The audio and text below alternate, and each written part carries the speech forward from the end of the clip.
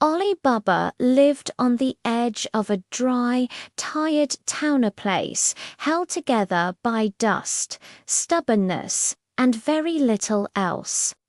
His house stood near the barren hills, where sharp rocks punished anyone who wandered too far. He cut wood because wood was the only thing he could trade for food. His life was simple, hard, and repetitive. Wake, walk, cut, carry, trade, sleep.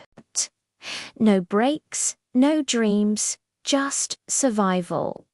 One morning, while searching deeper in the hills for trees worth cutting, he heard hooves, fast, purposeful, not the slow rhythm of merchants. He hid behind jagged rocks and pressed himself low. Dust lifted into the air, and then he saw them. 40 riders, faces masked, blades sharp, silent like predators closing in on prey. They moved with discipline or shouting, no wasted motion. Ollie held his breath. Noise meant death. The riders stopped at a massive stone wall shaped by nature itself. Their leader stepped forward, raised his hand to silence the others further, and spoke to strange words. Leader, open, sesame. The stone shifted. Not cracked, not broken. It slid aside smoothly, revealing a dark entrance just wide enough for 40 horses. The riders went inside one by one. When the last man entered, the stone sealed again perfectly, like nothing had happened. Ollie waited until silence returned. Even then, he stayed longer, calming his racing heartbeat. Curiosity tugged at him, caution pushed back. In the end, curiosity won. He approached the stone, breathed deeply, and repeated the words, "Ali, open, sesame." The wall moved again, silent, effortless. Ali entered the darkness with slow, careful steps.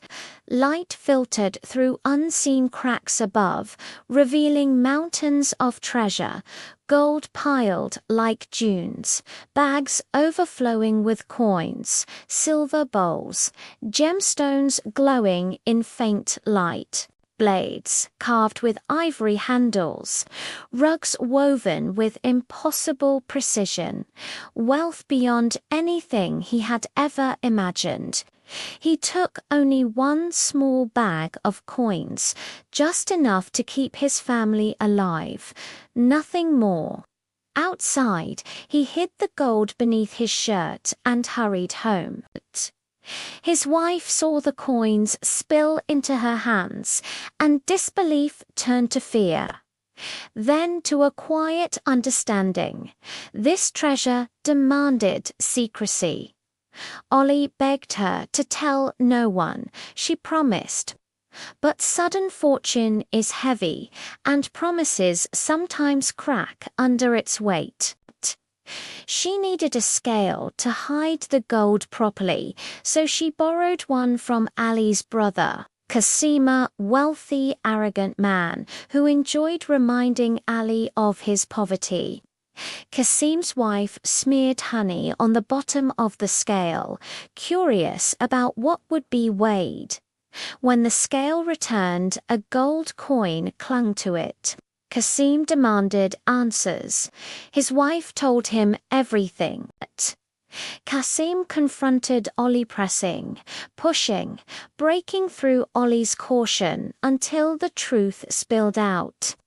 Ollie warned him to be careful. Cassim heard only opportunity. The next morning, Cassim rode to the hills. He found the stone. He said the words. The cave opened, and greed flooded him. He grabbed gold, jewels, rugs, anything he could carry. More and more. Too much. His excitement drowned out reason. He forgot the words, he tried everything. Open, close, sesame, barley, almond, anything, nothing worked. Panic rose. His shouting echoed through the cave. That was how the thieves found him. Their return was swift, their blades faster. Cassim didn't stand a chance. They cut him down, then cut his body into pieces, leaving him as a warning. They sealed the cave and rode out to track whoever else knew their secrets. Ollie waited for his brother to return, but he never did. After a day of dread, Ollie went to the cave. Inside, he found what remained of Cassim. Quietly, painfully, he gathered the pieces and brought them home. The only person Ollie trusted with the truth was Morgana's servant with a sharp mind and unshakable composure. Morgana understood immediately. She helped Ali prepare the burial to avoid suspicion. But the thieves were already searching. They followed Cassim's trail back toward town. They watched, listened, blended in. Their leader eventually found Ali's house. He came disguised as an oil merchant, scanning the home with cold precision. Morgana noticed his eyes, his stance, the way he counted exits. She sensed danger instantly. That night, he returned with his 40 men. They hid inside large oil jars on Ali's property, waiting to kill everyone at dawn.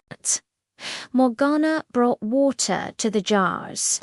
She heard breathing inside one. She understood the truth in an instant. Without fear, without hesitation, she heated oil and poured the boiling liquid into every jar. The screams lasted only a moment. The leader discovered his dead men and fled, but he would return. The next day he came disguised again, this time selling fine goods. Ollie, unaware, welcomed him. Morgana recognized him, signaled Ollie subtly, and moved first. Before the leader could draw his blade, she killed him swiftly. The threat was gone. Ollie returned to the cave only once after that. He took enough to remove poverty from his life, but never enough to draw attention. He kept the words buried in his mind. He lived quietly, appearing to the world as nothing more than a hard-working man with a lucky break. Morgana stayed with the family, loyal, wise, and always watching. Ollie grew old, Morgana grew older. Neither ever revealed the cave's secret. The hills kept the treasure hidden. The stone remained unmoved. The cave waited in silence. Ali Baba's story became a lesson whispered through time. Greed destroys, restraint saves, and sometimes one clear-minded person is the only thing standing between life and ruin.